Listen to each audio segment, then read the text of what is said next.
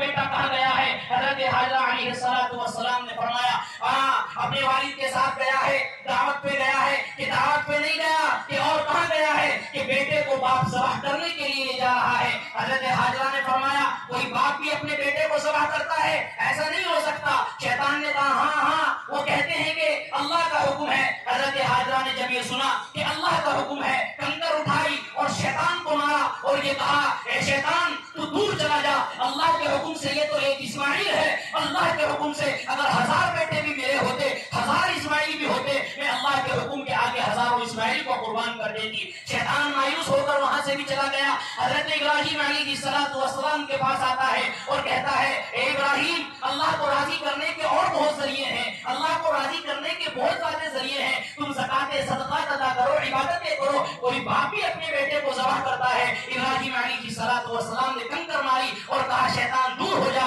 یہ تو ایک اسماعیل ہے، اگر 1000 اسماعیل بھی ہوتے اور کروڑوں اسماعیل بھی ہوتے، میں اللہ کی راہ میں اللہ کے حکم سے ان کو قربان کر دیتا۔ ابراہیم علیہ السلام نے اپنا خواب پکا کر کے دکھا رہے ہیں اور چھری اور رسی اپنے ساتھ لے جا رہے ہیں، بیٹے کو باندھتے ہیں۔ بیٹا کہتا ہے ابا جان اپنی آنکھوں پر پٹی باندھ لیجئے۔ بیٹا کیوں اپنی آنکھوں پر پٹی کیوں باندھوں، کیا وجہ ہے؟ حضرت اسماعیل علیہ السلام فرماتے ہیں کہ ابا جان میں اس لیے کہہ رہا ہوں جب آپ مجھے ذبح کرنے کے لیے لٹائیں اور ذبح کرنے کے لیے تیار ہو، کہیں باپ کی محبت غالب نہ آ جائے، کہیں باپ کی شفقت غالب نہ آ جائے، اس لیے آپ آنکھوں پر پٹی باندھ لیں۔ لیکن کمال کی بات یہ ہے ابراہیم علیہ السلام نے اپنے بیٹے سے فرمایا تھا بیٹا مجھے خواب آیا ہے، میں تمہیں ذبح کر رہا ہوں۔ کوئی اور بیٹا ہوتا تو کہہ دیتا ابا جان میری قربانی کیوں کر رہے ہو، ابا جان مجھے کیوں ذبح کر رہے ہو، ایسا کون کیا کرتا ہے۔ لیکن قربان چاہیے اس بیٹے کے جواب پر، اور قربان چاہیے اس بیٹے کے جواب پر کہ اللہ نے اس جواب کو، اس گفتگو کو قرآن کا جز بنا دیا، قرآن کا جز بنا دیا۔ فرمایا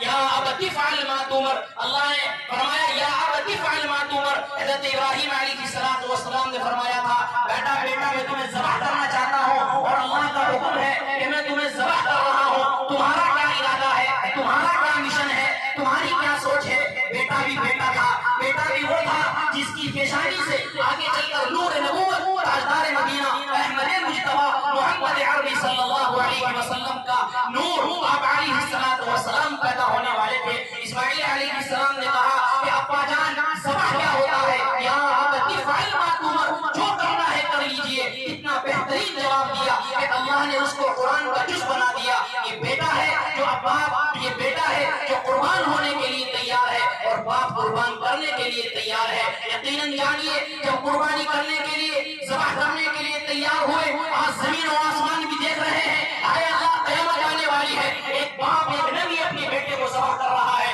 آج حور و غلمان اور رضوان بھی دیکھ رہے ہیں، آج حور اور غلمان بھی دیکھ رہے ہیں، آج وہ فرشتے بھی دیکھ رہے ہیں جو یہ کہتے تھے اے اللہ ہم تیری عبادت کے لیے کافی ہے، انسانوں کو پیدا کر کے کیا کرو گے، انسان تو خون بہائے گا، قتل و غارت بھی کرے گا۔ آج فرشتے بھی دیکھ رہے ہیں، آج جو ہے حوریں بھی دیکھ رہی ہے، آج زمین و آسمان بھی کانپ رہے ہیں، اے اللہ قیامت آنے والی ہے۔ ایک باپ اپنے بیٹے کو ذبح کرنے پر تیار ہے، بیٹا ذبح ہونے کے لیے تیار ہے اور بیٹا کہتا ہے ابا جان میری رسی کھول دو۔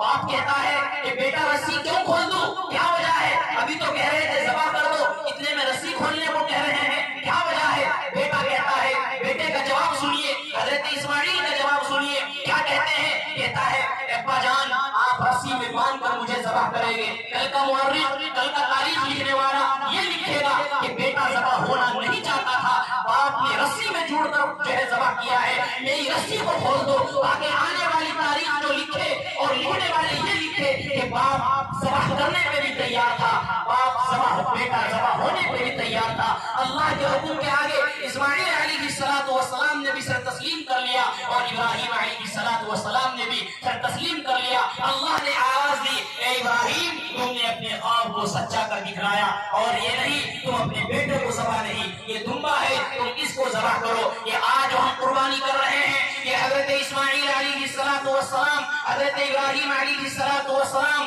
دونوں نے ایک کو قربان کرنے کے لیے تیار ہوئے۔ اللہ کو یہ ادا اتنی پسند آئی، اللہ کو یہ ادا اتنی پسند آئی کہ رہتی دنیا تک، قیامت تک ہر سال اس یاد کو تازہ کیا جائے گا۔ حضرت حاجرہ کی یاد کو بھی تازہ کیا جاتا ہے، ہر سال حج عمرہ کرنے والے صفا مروہ کی سعی کرتے ہیں، اور حضرت ابراہیم علیہ السلام کی یاد اور سنت کو بھی زندہ کیا جاتا ہے. یہ قربانی کیا ہے؟ یہ قربانی کیا ہے؟ حضرت عائشہ رضی اللہ تعالی عنہا ارشاد فرماتی ہے رسول اللہ صلی اللہ علیہ وسلم نے فرمایا کہ قربانی کے ایام میں قربانی سے بہتر کوئی عمل نہیں ہے، اس لیے کہ کل کو قیامت کا دن ہوگا، جانور اپنے کھروں کے ساتھ، اپنے بالوں کے ساتھ، اپنے سینوں کے ساتھ آئے گا، یعنی ہر چیز کا ثواب ملے گا. رسول اللہ صلی اللہ علیہ وسلم نے فرمایا جو انسان خوش دلی کے ساتھ، نیک نیتی کے ساتھ قربانی کرتا ہے، نیک نیتی کے ساتھ قربانی کرتا ہے، یہ قربانی کل کو جہنم سے آڑ بن جائے گی. یقیناً ہمارے اعمال ایسے نہیں ہیں کہ یقیناً ہمارے اعمال اس قابل نہیں ہے کہ ہم اللہ کے دربار میں پیش کریں، لیکن یہ قربانی والا عمل ہے. رسول اللہ صلی اللہ علیہ وسلم نے فرمایا اگر تمہارے کسی عمل کی وجہ سے تمہارے لیے جہنم کا فیصلہ کر دیا گیا، یہ قربانی آڑ آ جائے گی اور اس قربانی کی وجہ سے اللہ رب العزت جہنم کی بجائے جنت کے اندر فیصلہ کر دیں گے. ایک روایات کے اندر آتا ہے رسول اللہ صلی اللہ علیہ وسلم نے ارشاد فرمایا، کیا فرمایا؟ اے فاطمہ اٹھو اور اپنی قربانی کے پاس کھڑی ہو، اس لیے کہ زمین پر جو قطرہ گرتا ہے، زمین پر خون کا قطرہ گرتا ہے، گرنے سے پہلے اللہ رب العزت اس قربانی کرنے والے کی مغفرت فرما دیتے ہیں. اور یہی نہیں، اب سنیے اس کے بارے میں جس نے قربانی نہیں کی، اللہ نے استطاعت بھی دی،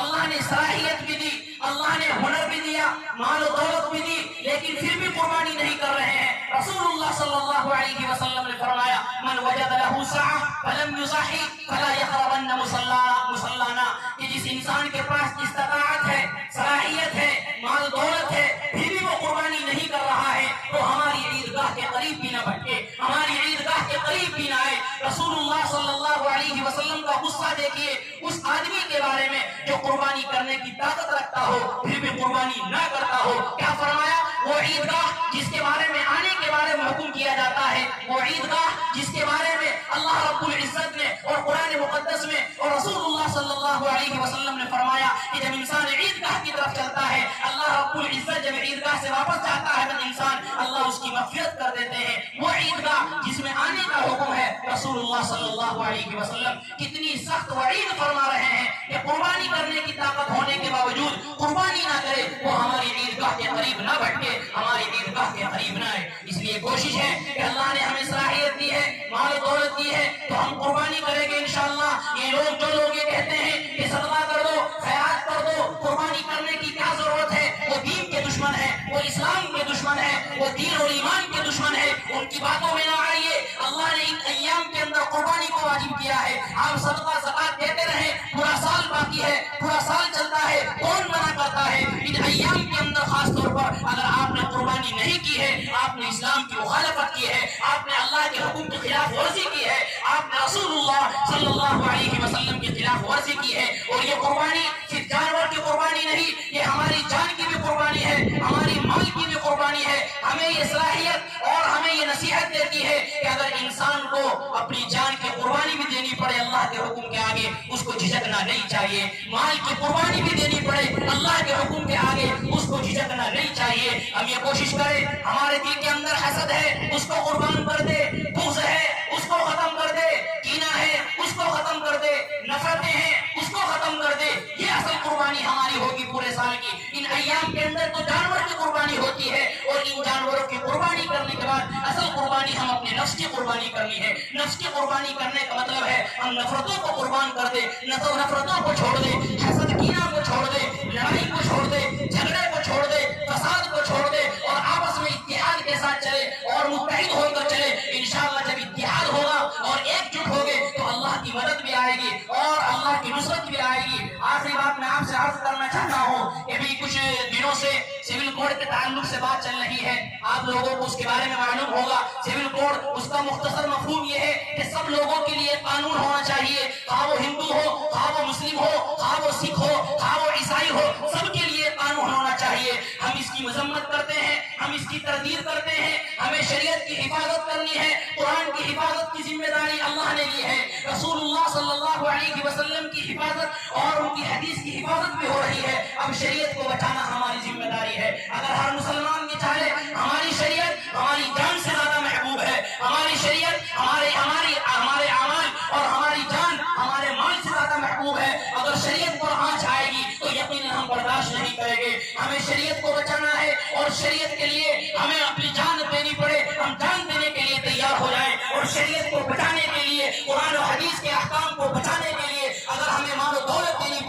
माल और दौलत को कुर्बान करे। इसलिए अभी जो हुक्म चल रहा है, सिविल कोड चल रहा है, इसमें हम बिल्कुल उनकी मुवाफकत नहीं करेंगे, हम इनकी तरदीद करते हैं और हम ये यहाँ से ऐलान करके जाते हैं और हर आदमी जिससे मालूम हो वो उसकी मुखालफत करे, क्योंकि अगर ये कानून जारी हो गया यकीनन बड़ी मुश्किलें आएगी, बड़ी मुसीबतें आएगी। क्या आएगी? वो आएगी कि हम अपने मुर्दों को बजाय कब्रों के हमको जलाना पड़ेगा, हमें निकाह करने की बजाय फेरे लेने पड़ेंगे। बताइए, जब हमारे मुर्दों को जलाया जाएगा और निकाह की बजाय हमारी रस्में जो है वो फेरे के साथ होगी तो यकीनन हमारा अमल क्या होगे? हम कैसे मुसलमान हैं, हम कैसे ईमान वाले हैं? इसलिए हमें शरीयत को बचाना है और तमाम लोग यहाँ से उठ के जाइए और तमाम लोग ये जहन लेके जाइए कि अल्लाह ने हिम्मत दी है, सलाहियत दी है और ताकत दी है। अल्लाह ने शरीयत को बचाना है और शरीयत जब ही बच सकती है जब हम लोगों में इत्तिहाद हो, शरीयत जब ही बच सकती है जब हम लोग मुत्तहिद हो, शरीयत जब ही बच सकती है जब हम लोगों में इत्तिफाक हो,